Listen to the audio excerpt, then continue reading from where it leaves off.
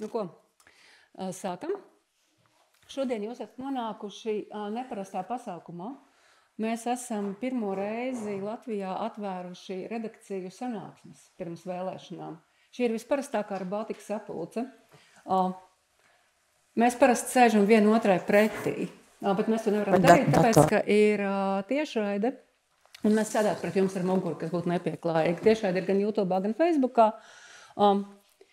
Kāpēc mēs tās sapulces atvērām? Pirmkārt, tāpēc, ka mēs gribam, lai cilvēki saprot, kā žurnālisti pieņem lēmumus. Tas nav nekas slēpjams. Un otrais, lai jūs redzat, cik mēs tālu esam, par ko mēs interesējamies. Un tad var pienākt un izstāstīt, vai kaut kas, ko mēs nezinām. Mums arī vajag notestēt, vai mēs neejam kaut kur greizi. Vai nav kaut kas tāds, ko mēs esam pilnīgi palaiduši garām.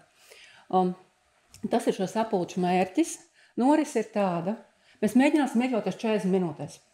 Daugavpilī mēs pārvilkām līdz stundai, bet cilvēki jau sāk telefonos sēdēt. Tā kā mēs šoreiz mēģināsim saraut.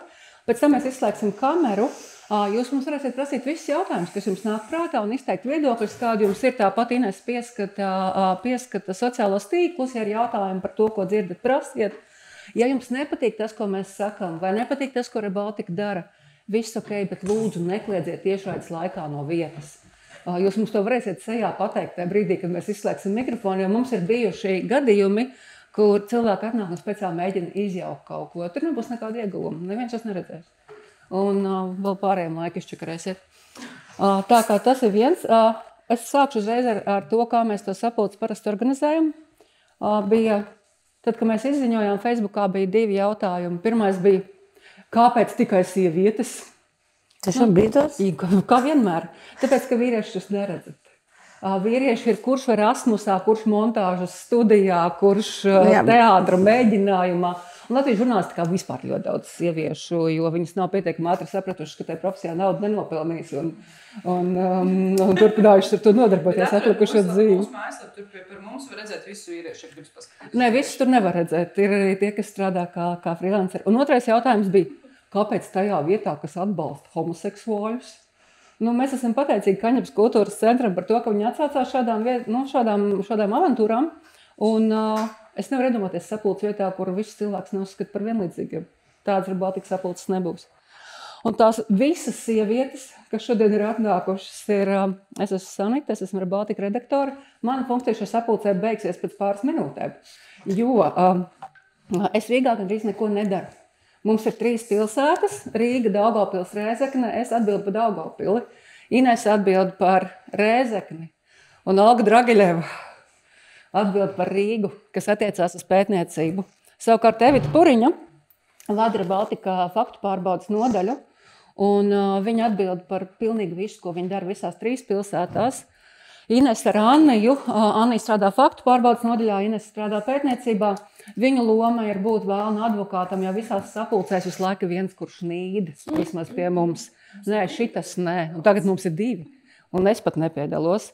Tāpēc sāksim ar to, ka Evita izstāstīs, ko faktu pārbauda dara uz Rīgas vēlēšanām. Olga stāstīs piču, kas ir tie stāsti, ko mēs esam izvēlējušies, jo atšķirībā no Daugavpils sapulces šī nav 1. Šī ir 3. Mēs jau 2 cauri izmocījāmies ar priekšspēju par to, kas Rīgā noticis, kas svarīgs, un mēs esam tikuši tik tālu. Mums ir tādi 3 bloki. Viens ir faktu pārbauda, viens ir pētījumi, un 3. ir sociālo tīklu bloks. Jo mēs esam sapratuši, ka mums ir pirmreizējais vēlētājs un jaunais vēlētājs, un vēlētājs, kas nelasa vairs un neskatās panorāmu. Un viņam ir jāizstāsta, kas kandidē. Kas te vispār ir pēdējos 5 gados noticis, kas par tiem cilvēkiem jāzina. Un es Rīgā atbildu par vienu no tiem. Sociālo tīklu video, un Ines šodien filmēja 2, ja jūs viņu redzējāt rāvojumu uz ceļiem pie Rīgas dobas, tas bija tas iemesls, ka viņi filmēja sociālo tīklu video. Un mums būs, mēs jau palaidām tādu žanru, es nezinu, kurš ir redzējis, mēs viņu izgudrojām pirms diezgan daudziem gadiem, saucās Kronikas. Un mums bija pie Ušako, mums bija korupcijas kronika, bet pie Kirša tur korupcijas kronika nesanāk. Un Daugavpilī Rēzeknē ir korupcijas kronikas, un Rīgā līdz ar to sanāca Rīgas kronika, un mēs aizšāvām garām ar formātu, mēs viņu nepareizi izvēlējāmies, tāpēc mēs ļoti nopietni domājam par nākamo, kas ir 5 fakti. 5 fakti, kas jums jāzina, un mums ir par mēriem Rīga, Daugavpils un Rēzeknes bijušais mērs, un Rīgā būs izņēmums. Rīgā 5 fakti, kas ir jāzina, būs par Ķirsi kā mēru un Šleseru kā reālāko konkurentu. Un kāpēc Šleseru? Jo mēs, kad filmējām pagājušajā gadu Šķelšanos, mums bija viena sērija, kur mēs iefiltrējāmies LPV frakcijā, un ne operators, ne montāžas režisors. Viņi gandrīz neko par viņu nezināja. Viņš ir tik ilgi, viņš ir politikā gandrīz tikpat ilgi, cik žurnālistikā. Mēs esam mūžīgi faktiski. Un mēs sapratām, ka ir jāatgādina pirmreizējiem vēlētājiem, kas ir Šlesers. Ko viņš vispār ir darījis? Viņš jau Rīgā vienreiz ir bijis vicemērs. Ko viņš toreiz solīja, kas ir rēcīgi? Precīzi to pašu, ko tagad. Tikai tur viņš pazud pēc pāris mēnešiem. Jāatgādina oligarhu sarunas, jo tas parāda, kāds ir viņa intereses. Tāpēc par Rīgu būs 2. Es taisīšu Leseru, Olga rakstīja Ķirsi, un Ines šodien filmē to visu. Un tas ir viss, ko mēs darām Rīgā priekš sociālajiem tīkliem. Mēs vēl taisīsim tādu uzziņu materiālu par to, kas kandidē. Un to rakstu es, proti, kas tie saraksti, kas tur programmās un tā tālāk priekš sociālajiem tīkliem. Bet pārējais jau ir tāds stipri nopietnāks nosacīti, ir lielāks, kur ir pētījumi un faktu pārbaudas. Tāpēc, Evita, esi tik jauka, izstāsti lūdzu, kā mēs izvēlējāmies, ko mēs vispār pārbaudīsim. Es sapratu pareizi, ka es to nopietnu lietu daru šajā kantorā. Atšķirībā no tā, ko mēs ar Ines darām, tu dari nopietnu lietu. Jauki to dzirdēt. Tā tad faktu pārbaude mēs, kā uz visām vēlēšanām, mēs pārbaudām politiķu teikto. Pagaidām mums vēl ir diezgan daudz laika līdz vēlēšanām, un tie teksti sociālos medijos un šur tur visur ir tādi mēreni un salīdzinoši maz tādi maldinoši, bet, Šleseru mēs jau pāris reizes jau esam tincinājuši. Un no Rosļikova partija arī, un Pūces partija, tā kā, bet būs vēl, tur būs pēdējās nedēļas parasti ir slapi muguri to visu apgūt un paspēt un salikt, jo runā daudz un runā tāds muļķīgs. Bet šobrīd, kas mums vairāk aizņem laiku, un tāpēc mēs varbūt arī nevaram tik daudz pieķerties tiem izteikumiem un pārbaudīt visu to, kas ir sociālos, mums aizņem laiku. Solījumu izpilde. Respektīvi, mēs skatāmies partijas, kas bija pirms pagājušām vēlēšanām.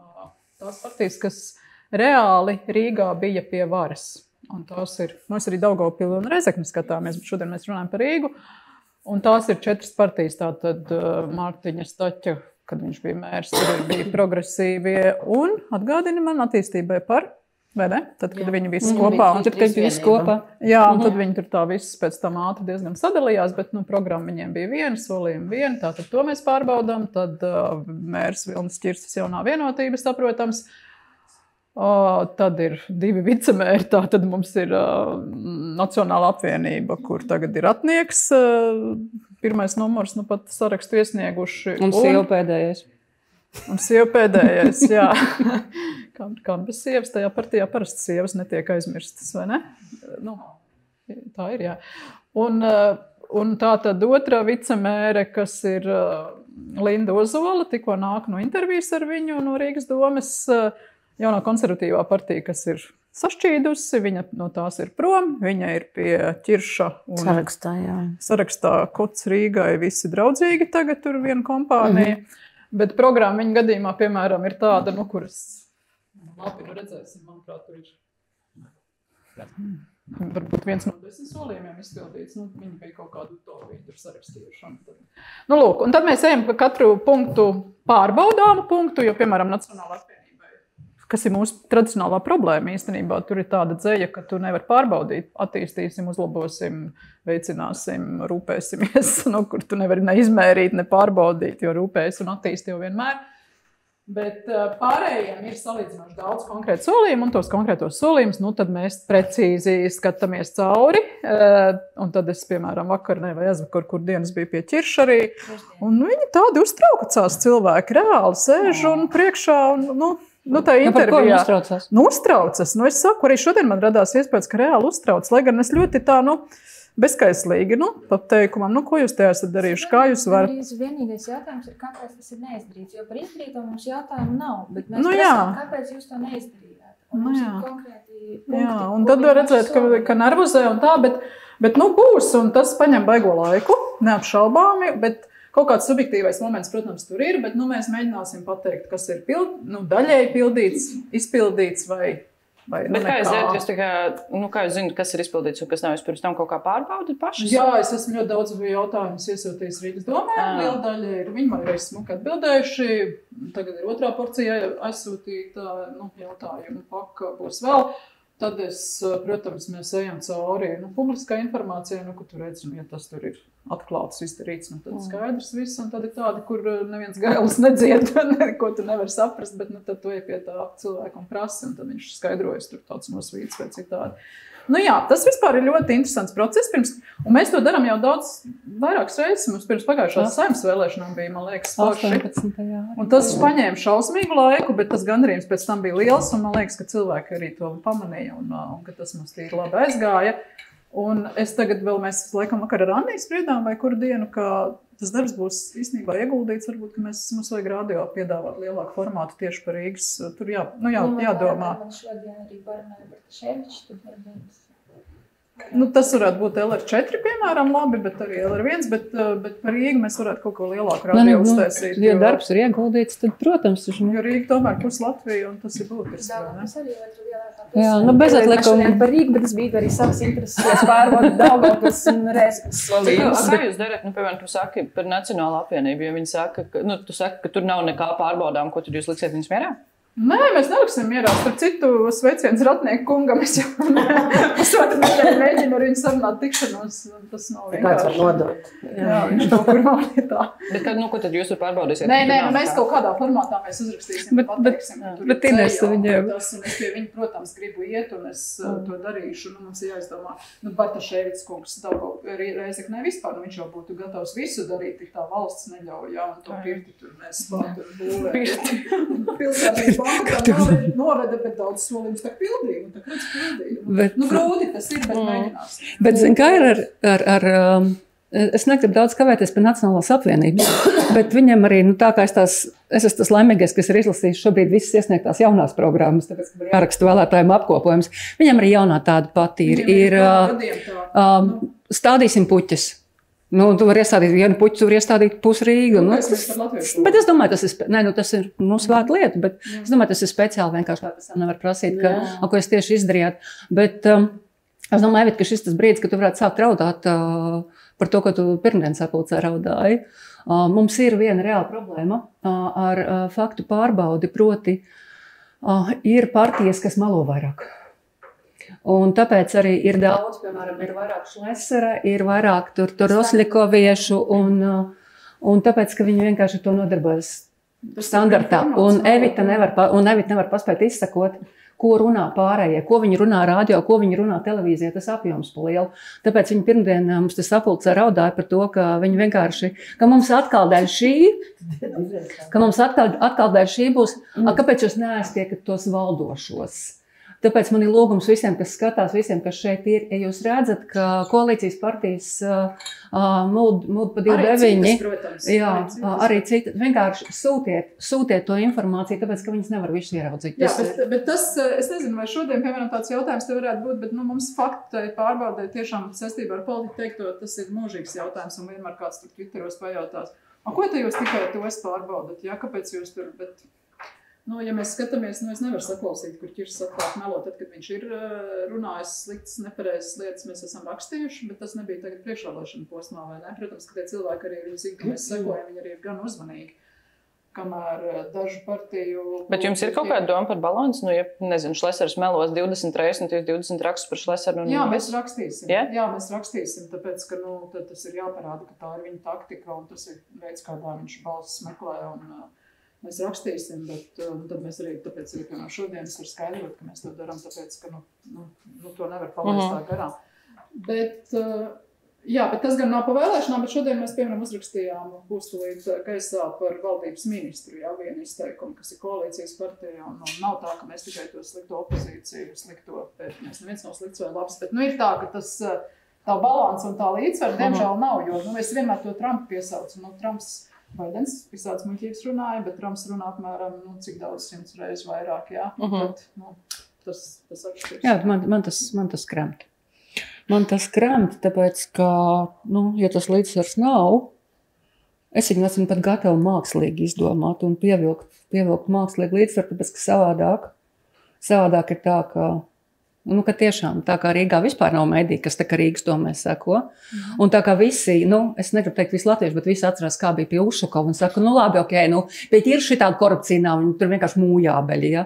Un tāpēc man nav tās sajūtas, ka tā doma ir pietiekami daudz kritizēta, un es laikam solīju šodien nerunāt, tāpēc, ka visi mērās apakaļ pret Ušakovu, no serijas kā bija pie Ušakova, bet Ušakovs bija pirms 5 gadiem. Un Rīdznieks neskatās, kā bija pie Ušakova, viņš domā, kā viņš tagad dzīvo. Bet kā mēs mākslīgi varam dabūt to līdzsvaru? Vai tā nebūs realitātes izkropļošana? Nē, bet es domāju, tas aizējam no tās politiķu izteikumiem, bet aizējam atpakaļ pie tām programmu pārbaudēm, un tur jau parādīs, diezgan vienotībā, diezgan konkrēta programma.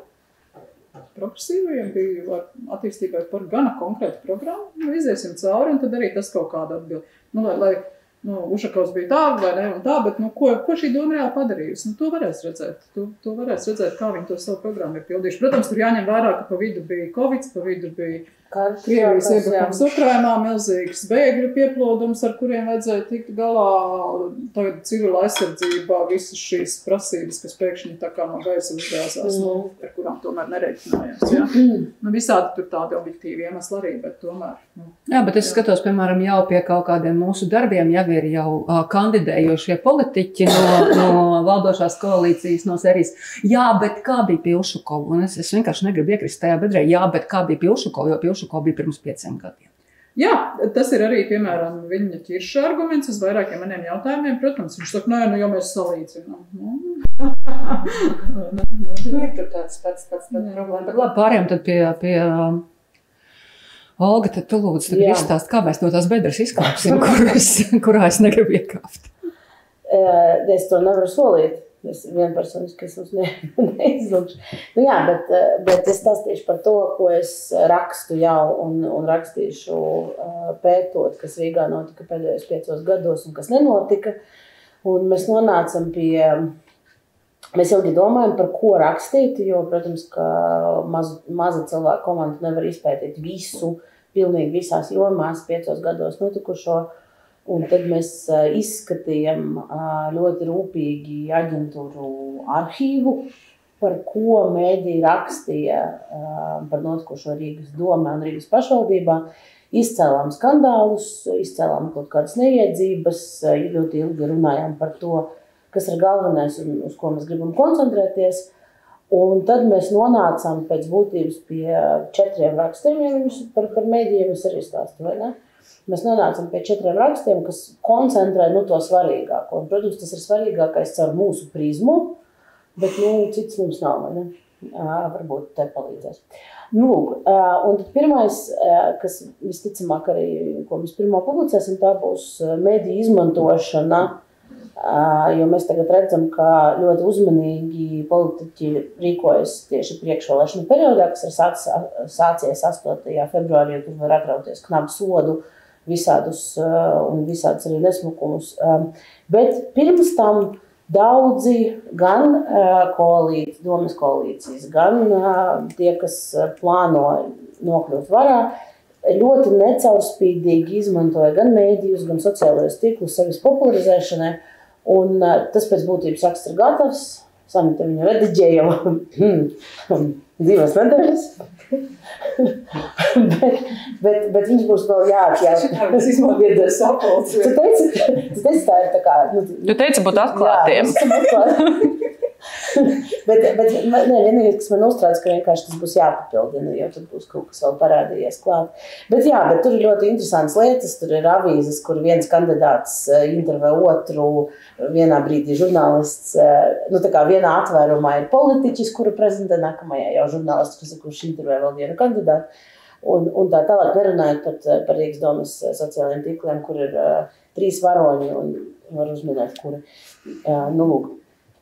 Man liekas, tas būs interesanti. Tur ļoti daudz arī uzskatām materiālu. Tur, ko tik Rīgas mērs nedara. Viņš ir uz futbolu aicina uz dot startu rallijam un basketbols.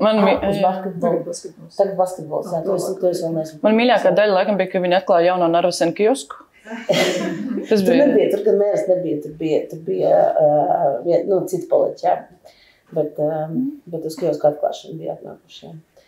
Tas ir ļoti labi. Pārgriezt lentīt, nevis atnākt. Bet zin kā, tie jau viņi paši bija atnākuši. Mēs vairāk runājam par to, kur Rīgas doma sociālajā tīkli tiek izmantoti, nevis lai pastāstītu par to, kas rīdziniekiem reāli ir svarīgi zināt par notiekošo domē, bet lai parādītu mums, ka politiķi pirmajās rindās visu dara. Tas ir viens raksts, tad mums ir vismaz tas, ko mēs bijām sarunājuši, ir plānots tāds, kā mēs to nosaucam, overview gabals, kur es mēģināšu iekļaut vienkārši visu, kas 5 gados ir noticis, visas politiskās peripetijas, kā tur šķēlās frakcijas un dalījās, un tā, ko mēs ievēlējām kā rīdznieki, un kas beigās tagad ir tas politiskais sastāvs, kā izskatās. Viss notiekošais ar birojiem, mēru algu palielināšanu un tādām lietām, un tad pa tādiem kopumiem, kas ir un kas nav izdarīts. Satiksmes organizēšana, gājēju drošība un komforts un tādas lietas, vai viņi ir salabojuši pagalmus, kas noticis sociālajā jomā, pieminekļi, protams, ielu pārdevēšana un tādas lietas. Un te ir īstenībā interesants jautājums, līdz kuram mēs tādi neesam nonākuši līdz risinājumam, vai mēs aprakstam tikai problēmas, vai mēs mēģinām aprakstīt arī, kas ir labs izdarīts. Jo teorētiski to labo apraksta paši politiķi reklāmās, bet no otras puses koncentrējoties tikai uz negatīvo, mēs atkal nonākam pie tā paša viltus balansa, kur šķiet, ka viss ir sliktāk nekā ir. Bet mēs tā nevarējām nodefinēt, kas ir labs. Bet mēs jau neesam arī PR-isti. Mēs neesam PR-isti, bet mums teorētiski būtu jānovērt. Tā kā bet tas parādīsies, mūsu solījumos tas parādīsies, jo tur mēs centīsimies objektīvi kaut cik pateikt, ir izpildīts, ja ir izpildīts, Mums saimnes vēlēšanām bija tāpat, mēs tur krāsas likām, ir izpildīts, nav izpildīts, tu vari salīdzināt. Kā izpildīts, tas ir viens, bet ir jau kaut kas izdarīts, kas nav tieši solījumos tā faktoloģiski aprakstīts. Gana daudz ir solījuši, tā kā, ja ir izpildīts, tad tas arī ir ievērības cienīgi. Tas arī tiks daļai balstīts uz tava darba šis raksts. Tad konstanta diskusija un dilemma šo vēlēšanu sakarā, kur atrast to līdzsvaru, kā pateikt, kas ir labs, lai nekļūtu par valdošās koalīcijas aizstāvjiem, un kā netaisīt perspektīvu, viss ir slikti Rīgā, jo tā dabā nekad nav, ka viss ir tikai slikti, bet es joprojām nožēloju, ka es nefilmēju.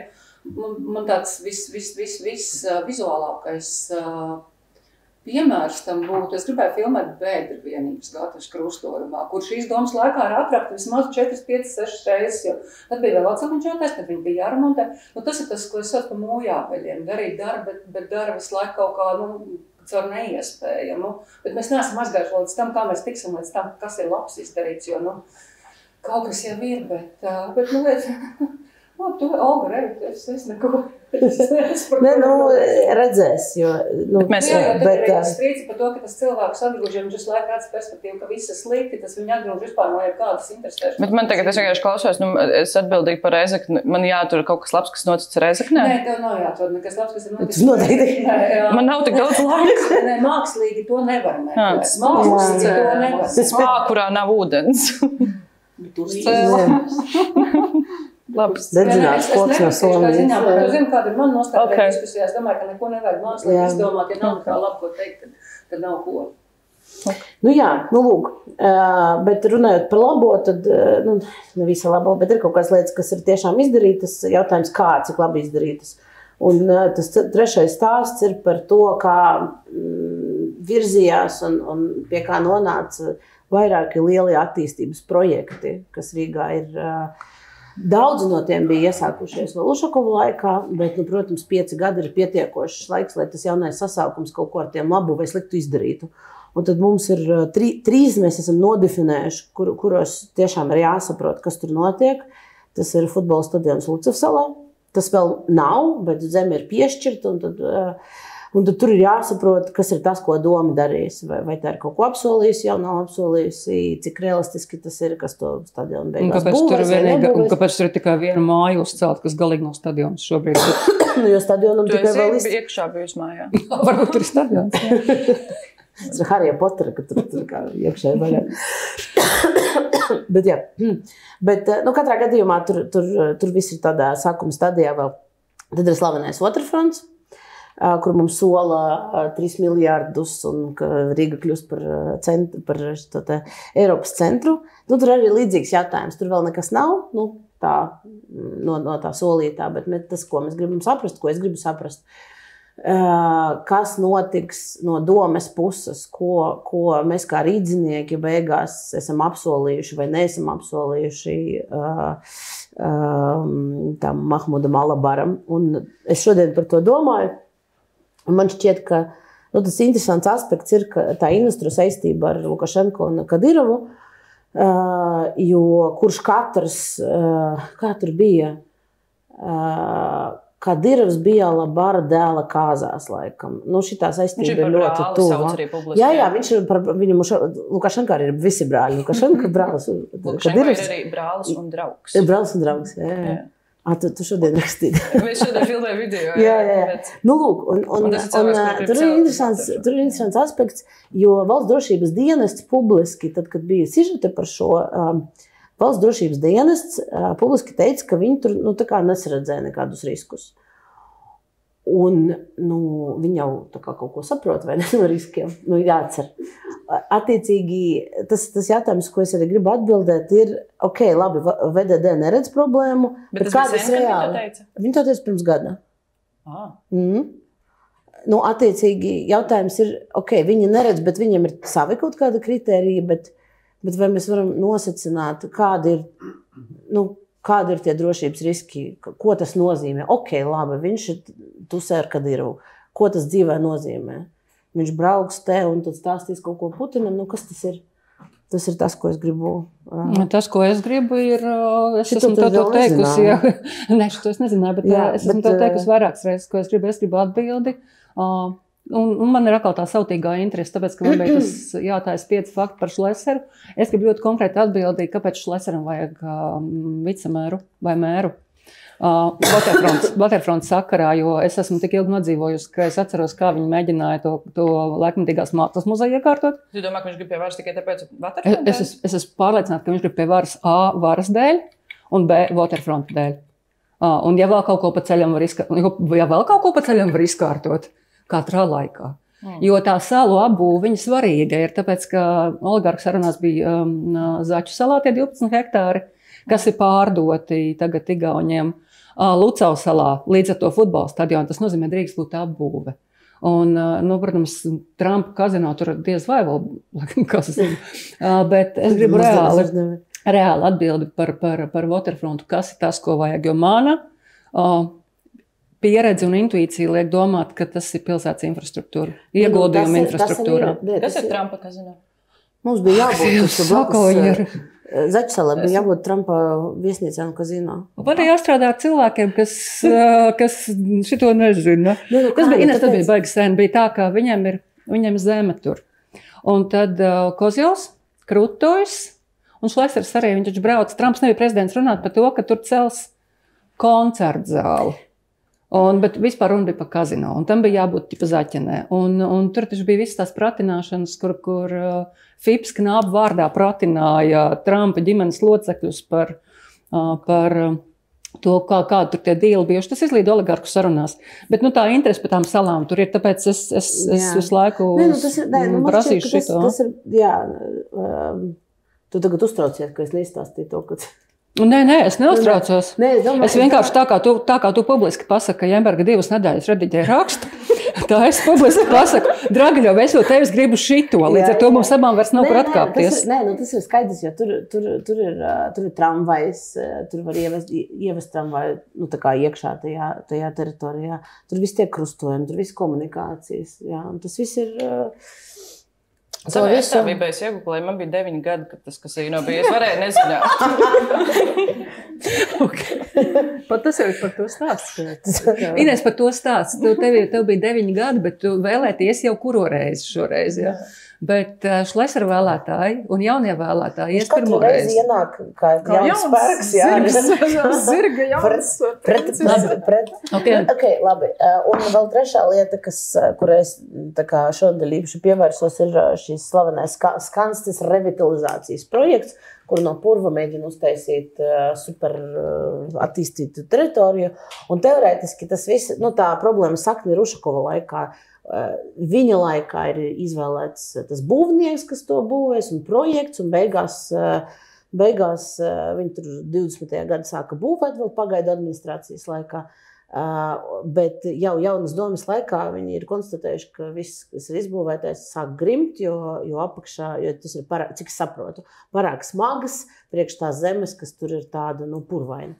Lūk, un viņi gadus nevarēja to atrisināt, ko darīt, tur pasūtīja ekspertīzi, kaut ko ilgi domāja. Un rezultāts ir tas, ka šobrīd tas ir nodots eksploatācijā, bet nodots ne tas, ko sākumā plānoja, un par tur vairākos reizes dārgāku naudu. Lūk, un tur es mēģinu saprast, ko varēja. Skaidrs atkal, mēs atgriežamies pie Ušakova, ja tie projekti ir ļoti ilgi, un tos realizē gadiem. Bet vienlaikus, ja tu 5 gadus noskaties, ka tev čakarējās daudz miljonu projekts ar šobrīd, man liekas, no rīdzinieku naudām tur ir ieguldīts kaut kaut 16 miljoni, un daudz no tā vienkārši aizgāja komunikācijās, ko nevar izmantot, jo tās nogrima. Un tas izmaksās vēl, jo tur daļa tikai grimst, un tā ir ļauj grimt, lai mēs redzētu, cik dziļi nogrims. Un tad varēs kaut ko, un tad sapratīs, ko tu var vai nevar izbūvēt. Bet nebūs tā, ka jau cik gadi pagājuši un atkal vainīgs Ušakovs, kurš jau pie varas Rīgā nav tik daudz gadu. Bet tās ir objektīvi. Viņa laika izvēlējās gan projektētāju, gan būvnieku, un es šobrīd, tas, ko es gribu noskaidrot, kurš pie viņiem pie tā ir vainīgs, visticamāk abi. Bet jā. Bet tas ir stāsts par lielajiem projektiem Rīgā vienkārši par sajūtu, kā tā pilsēta attīstās vispār. Jā. Tas ir viens gabals par visiem? Tas ir viens gabals par visiem 3. Bet galvenais vienkārši ir tas, ka šajā gadījumā, piemēram, ar Skansti, labi, tu mantoji lietu ar problēmu, bet ko tu izdarīji, lai kaut kā to problēmu reāli risinātu? Vai vienkārši mēs grūdām iekšā kā rīdzinieku naudu visu laiku? Vai kā Rezeknieši? Man liekas, Bartševičs vienā sižetā man teica, Rezeknieši samaksās. Te rīdzinieki samaksā. Jā, te rīdzinieki jau samaksāja un maksās vēl. Jo beigās tur vēl būs jātiesājās ar to attīstītāju, nevis attīstītāju, bet ar to būvnieku un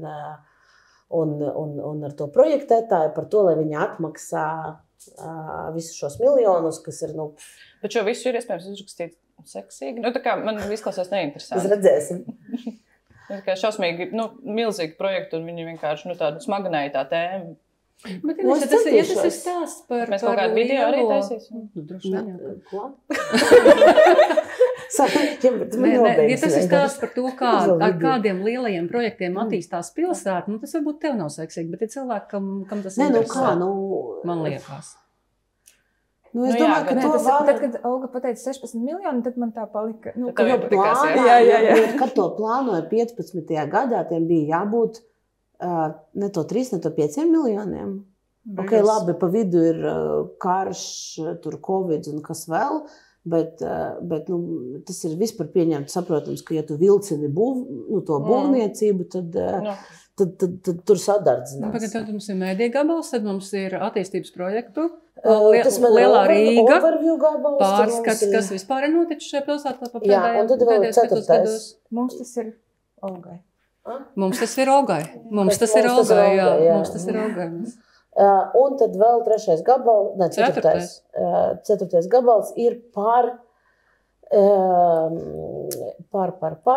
slaveno 7 miljonu iespējamo izsaimniekošanu ielu uzturēšanas darbos.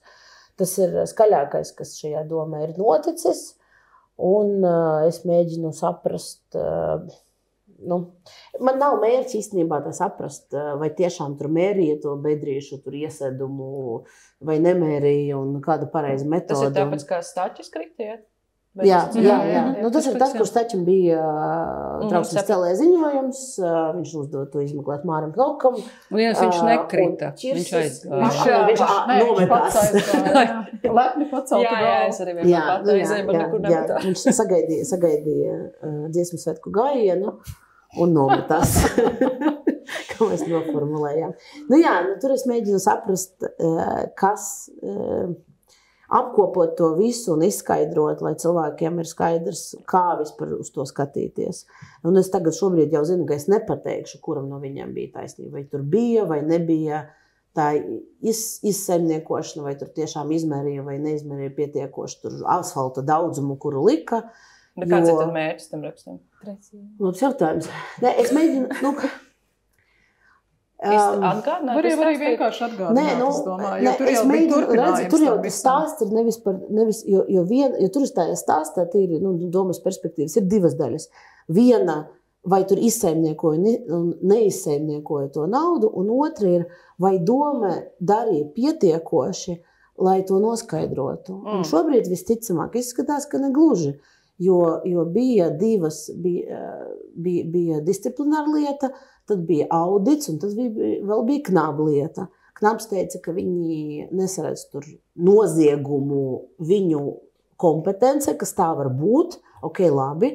Disciplināra lieta bija tur dažas dienas, un viņi teica, ka viņam arī nav kompetence visu izvērtēt. Un par auditu es vēl neesmu sapratusi. Bet tas, kā man šobrīd izskatās, ka vienkārši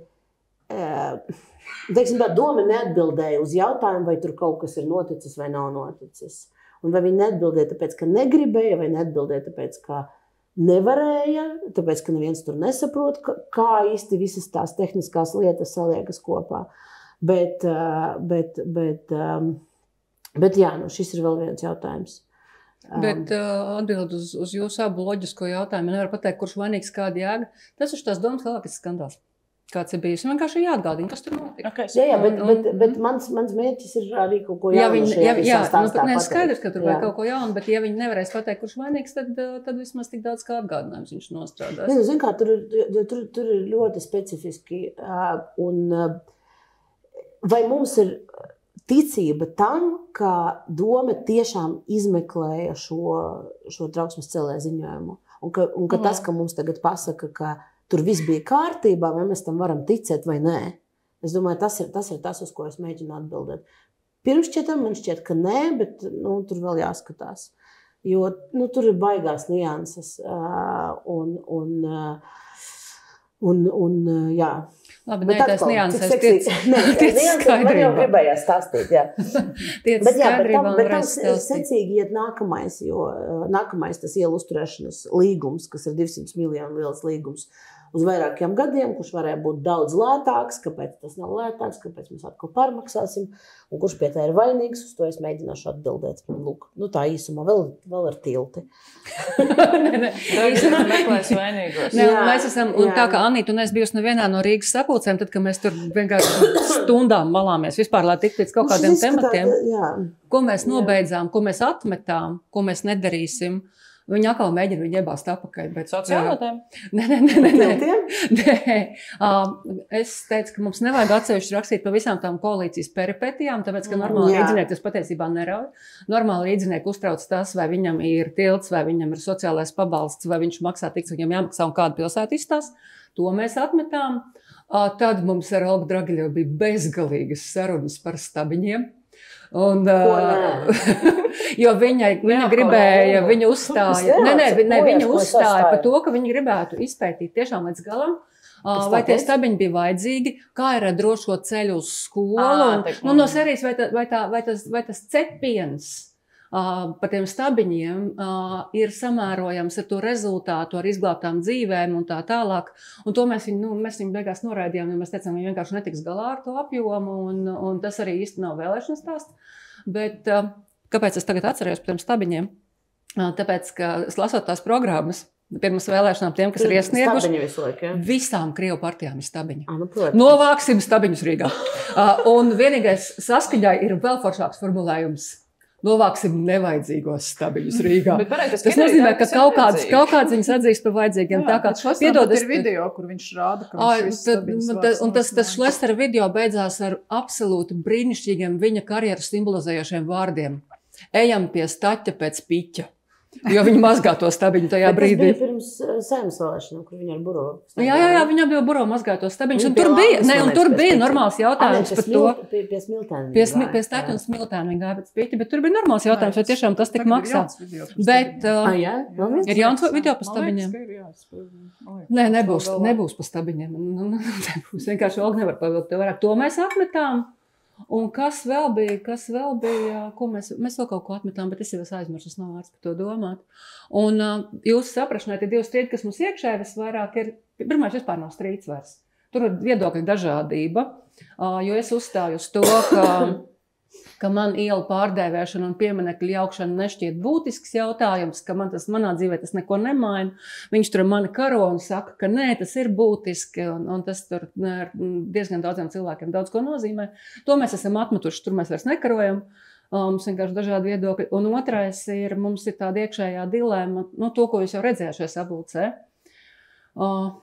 Cik daudz iet atpakaļ un ļaut līdzināties pret Ušakovu, jo tā kā Evita teica pirms sapulces sākuma, kas atnāca ātrāk, varbūt dzirdēja, viņa teica, es bišķi uztraucos, vai mēs neesam pa skarbu, jo tomēr bija, pie Ušakova bija vēl trakāk, un tur atkal mums ir, tur mums tiešām ir iekšējs strīds, jo es saku, ka 5 gadi ir pilnīgi pietiekami, lai vairs nerunātu par to, kā bija pie Ušakova. Vēl ir arī strīds par, kā izbalansēt, lai vēl ir strīds par balansu, jā.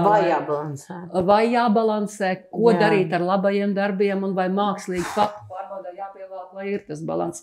Un ar to visu mēs līdz tām vēlēšanām cīnīsimies, bet ko mēs sāksim pirmais, kas uzreiz būs redzams, es atkal pateikšu publiski solījumu, man nebūs kur atkāpties. Nākamajā nedēļā vajadzētu parādīties 5 sociālo tīklu materiāliem. Veicināsim.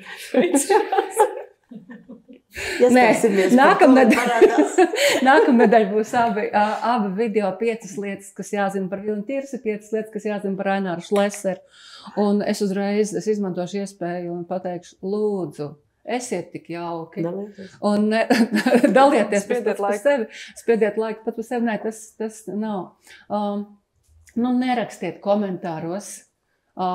Un kad tāds būs par Kariņa kinoteātri? Un kā ar Pabrika sievas māju Sicīlijā?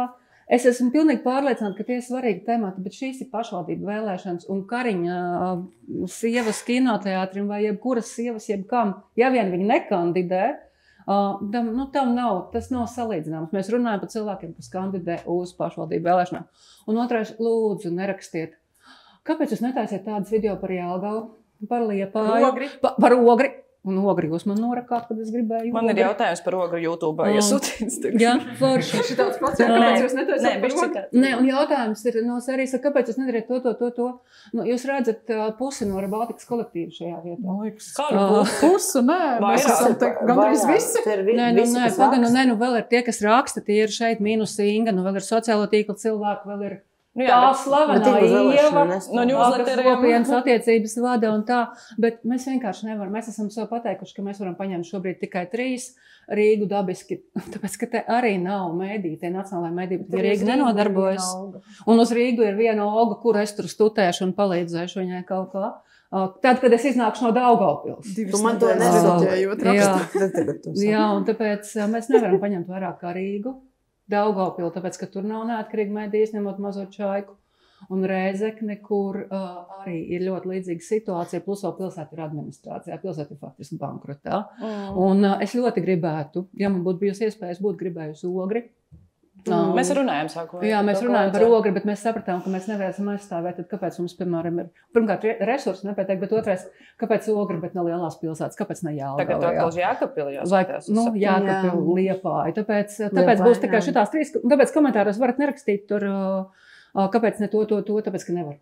Vienkārši nav resursi tādi. Jā, bet var ierakstīt, jo algoritmu man patīk, ka ir komentāri, tāpēc. Jā, bet īstenībā, paklau, kāds var pateikt, Ir jau pēc 10. Viss mēs pārvalkām pa 10 minūtēm. Es tikai vienu lietu vēl pateikšu. Un es pateikšu jautājums, kas ir YouTube. Jā. Nē, es gribēju pateikt, kāpēc es tik detalizēti to visu aprakstīju, ja kādam vai kādam, kas skatās, ir kaut kas, ko man pateikt, kas man ir jāzina par visiem tiem tematiem, ko es esmu pieteikusi, tad droši rakstiet, zvaniet. Sūtiet naudu. Sūtiet naudu, nesūtiet. Kāpēc ne? Rebaltikai, bet nopietni. Un tas ir jautājums par naudu, ka mums prasa, no kādas naudas jūs visu šito te. Mums ir draugu programma, un mēs tur arī to draugu naudu izlietojam uz šo visu. Jo mums nevar pateikt, kas jums maksā par šito. Jūs mums maksājat. Mums šobrīd faktiski nav nekāds ārējais finansējums. Uz šo vispār nav nekāda vēlēšanām, nav ārēja finansējuma. Ārējais finansējums, tas nozīmē, piemēram, piedalīties Eiropas Savienības konkursā tur par dezinformācijas apkarošanu vai vēl kaut ko. Šitas ir vienkārši tas, ko paši nopelnījuši veicot faktu pārbaudas metē, un tas, ko draugi saziedojuši. Man tas liekas reāli. Un kāds vēl valsts finansējums? Jā, bet vai ir Soros? Ja ir, tad es gribētu to uzzināt, jo man to vajadzētu zināt. Soros vispār vairs nedod naudu. Soros vairs nestrādā ar Eiropas valstīm, bet īstenībā tu gribēji piedot, kas tev pašas. Nē, man galvenā doma ir, ja jums ir informācija, lūdzu nāciet pie manis. Es garantēju 100% anonimitāti, neviens var neuzzināt, ka mēs runājam, izņemot mūsu divus, kas runās. Un jā, kas? Viss? Nē, un mani. Tu gribi runāt? Nē. Un otrs, ko tu gribēji teikt? Tas ir viss? Jā. Inese, un tev bija... Jā, YouTube, jo cilvēki, kas ir uzdoši YouTube, skatās tiešādien, viņiem vajadzētu atbildēt tiešādien, nevis pēc tam. Viens ir cilvēks, mēģināšu saīsināt šo jautājumu, bet es izlasīšu sākumu. Man ir liels jautājums par žurnālistiku. Ir tīpaši tie, kas vairāk ir pētniecisko nozaru. Un te ir iekavs, uz jums tas varbūt arī neattiecas. Bet jautājums vienalga ir mums. Jā, es nezinu, kāds bija dabas, bet man šis sirsnīgi. Bet jautājums ir par to... principā par to, ka žurnālists kaut ko uzraksta, kaut kāds pētījums ir, un tad mēs pēc tam, 9. gadā tur kaut ko izraka, un tad neseko līdzi, kas notiek pēc tam. Ko darīt ar to, vai kaut kā ir jāseko līdzi tomēr. Tā ir klasiska bēda īstenībā, un tas ir Latvijas žurnālistikas nabadzības pierādījums. Zin kā, no otras puses, es gribu pateikt, ka seko gan, bet bieži vien ir tā, ka cilvēkiem neinteresē. Piemēram, ir tāda, es nezinu, kurš te atcerās Stikla Zušu lietu, kura vēl joprojām ir tiek iztiesāta, kas ir kaut kādi 10 gadi. Un tu uztaisi sižetu, jo tas bija liels korupcijas skandāls, tur neiešu detaļās, bet to tik ilgi izmeklē un tiesā, ka beigās, kad tu uztaisi follow-upu, neviens vairs nezin, par ko tas bija. Jo bija 9 gadi tajā laikā. Neviens to sižetu neskatās. Un tu vari taisīt follow-upus, bet tev redaktors bet redaktors var pateikt, jā, bet... Bet principā es piekrītu, ka mūsu uzdevums ir sekot līdz, bet tas ir tas, ko Sanita saka, ka nav naudas bieži vien. Bet man liekas, ka mūsu uzdevums ir saistīts arī ar to mūsu sekošanu līdzi bieži vien, kad jau attīstās ir ziņošana par to, kā attīstās tur tiesu procesu vai izmeklēšana, un tas ir nenormāli ilgi. Bet mums, piemēram, tad, kad mums bija, ir kaut kādi jautājumi, kur mēs esam par vardarbību rakstījuši, mums ir bijis tā, ka mēs katru nedēļu ieliekam kalendārā ceturtdienā 10. jāzvans valsts policija un jāprasa, kas ir noticis, un tad tu viņus močēji, kamēr viņi sāk kaut ko darīt. Jā, tas pēc kā valsts ieņēmuma dienestā, kur bija tas atgādinājums katru nedēļu paprasīt, ko viņi darīs ar augstiņu deklarāciju, paprasīt, un katru nedēļu vienu tāpat atbildi, un nākamā nedēļa atkal prasa. Bet kaut kādā brīdī viņiem apniek, un tad viņi sāk darīt. Vai arī ne? Vai ne? Es šobrīd, piemēram, regulāri sazinos ar Latvijas ārstu biedrību un noskaidrot, ko viņi dara ar Leonida Viškara ārsta to lietas izskatīšanu. Un katru nedēļu es saņēmu atbildi, ka mēs jums ziņosim, nekā jauna vēl nav. Bet, īsumā, ir darīt, tas ir jādara, bet tur ir gan līdzekļu trūkums, gan baigi ilgie procesi, gan cits lietas. Vēl te ir jautājums, kā apkarot pašvaldību izdevumus, kur saturs izteikti angažēts. Un tur iedzīvotājiem tas reizēm ir vienīgais resurs, ko tie lasa. Un varbūt vērts kaut ko skaidrot, ka izdevuma saturs nesniedz neitrālu saturu. Tas ir tas, ko principā tu darīsi jau. Viņa to mazāk dara, tāpēc, ka Rīgā jau nav to pašvaldību izdevumu. Rīgas avīze. Vairs nav. Nav vairs Rīgas avīzines. Bet tas ir tas, kur viņi nopērk raidījumus tur TV studijās vai tur izmanto sociālos tīklus priekšējos. Bet šitas ir Daugavpilskais. Šitas ir tipiski Daugavpils case, kur pilsēta maksā ļoti daudz, tā, lai visi mediji stāstītu, ka viss ir labi, un tā ir vienīgā realitāte. Bet tā ir tā pašvaldība izdevumu lieta, starp citu, Bartaševicam ir vēlēšana programmā. Atjaunošu Rezeknes avīzi. Ja? Un mēs visi labi zinām, kā tas beidzās. Bet, principā, tas jautājums ir, vai kaut ko vajag darīt ar tiem izdevumiem? Skaidrs, ka vajag darīt. Pirmais mums ir jāskaidro, vietējiem žurnālistiem jāskaidro, kas ir žurnālistika, kas nav. Otrais, manuprāt, ja es pareizi atceros, viņi jau ir aizliegti likumu. Nē, viņi nav aizliegti. Viņi nav aizliegti, es samoju. Kaut kādi uzliekti, kurus, nav viņi aizliegti. Tāds spiediens bija, ka aizliegt nevarēja. Nē. Okay. Šis jautājums sanitēja, cilvēks jautāja, vai var pievienoties mūsu komandai, lai strādātu reģionos? Tad ir jāraksta konkrēti man, pa kuru reģionu un ko viņš grib darīt. Jo mums, piemēram, tagad uz šīm vēlēšanām mums ir Rezeknē vietējais palīgs, Tenis Bikovska žurnālists, jo mēs bez viņa netiekam galā. Daugavpilī mums ir viss Čaikas redakcija kā palīga, bet tā ir tāda ilgstoša draudzība, kas mums ir izveidojusies kopš atvērtās redakcijas laikiem. Bet noteikti, lai cilvēkus, lai uzraksta, un tas skatīsimies. Bet arī Anželika bija. Varēs Anželika vēl bija, taču arī no Daugavpils, ko mēs vēl praksē ņēmām, bet es nesolu, ka var. Tas ir atkarīgs no tā, kas tajā pilsētā notiek. Ja tur ir kaut kāds milzīga lieta, kas jāatspoguļo, un kur Baltikas pētniecība var nākt pa labu, un mēs varam to kaut kādā brīdī kaut kur ielikt, tad noteikti. Tas viss no tiešraides. Ok, viss mēs pārvilkām gandrīz līdz stundai, par ko mēs atvainojamies. 3 minūtes īsāk nekā Daugavpilī tomēr bija. Kā Kalpa teica, viss. Tagad mēs slēdzam ārā kameru un sāksim runāt ar jums, kas atrodas šajā zālē, lūdzu.